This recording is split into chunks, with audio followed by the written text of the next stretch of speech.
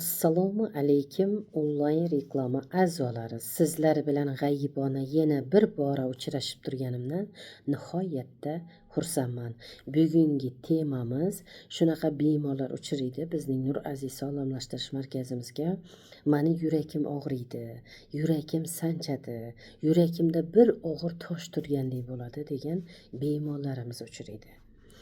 Shunaqa bemorlarimizga tavsiyamiz yurak og'rishi, sanchishi, og'ir narsa turgandek, tosh turgandek bo'lib turgan holati bu asabdan bo'ladi. Oylar, yillar davomida asabiylashib yurak shunaqa holatga keladi, sanchiydi, og'riydigandek bo'ladi va og'ir tosh turgandek holatlar kuzatiladi.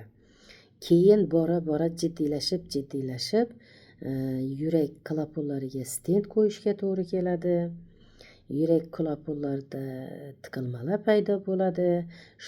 Va yurakni donoriga almashtirish kerak bo'lib qoladi. O'ta jiddiylashgan holatda shu holatlarga bormasdan oldin asabni yaxshilatib, asabni davolab olish kerak bo'ladi.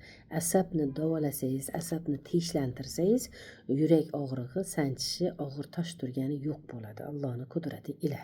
Avvalam Alloh qolaversa sababchimiz.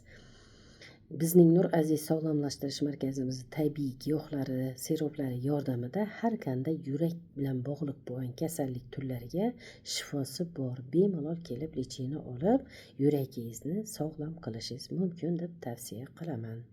Sog' bo'linglar, omon bo'linglar, layklaringizni bosaveringlar. Bitta laykingiz bilan bitta bemor tuzaladigan bo'lsa, oldingi efirlarda aytib o'tganimdek, muborak Allohning uyida ro'za Ramazon oyida bitta tuya so'yib 1000 ta ro'zadorga iftorlik bergan savobga ega bo'lasizlar. Bunaqa savobga pul dunyo bilan erishib bo'lmaydi. Sog' bo'linglar, omon bo'linglar, bemorlarimizga Allohim shifosini bersin. Sog'lom insonlar hech ham bemor bo'lmasin deb tilab qolaman Allohdan.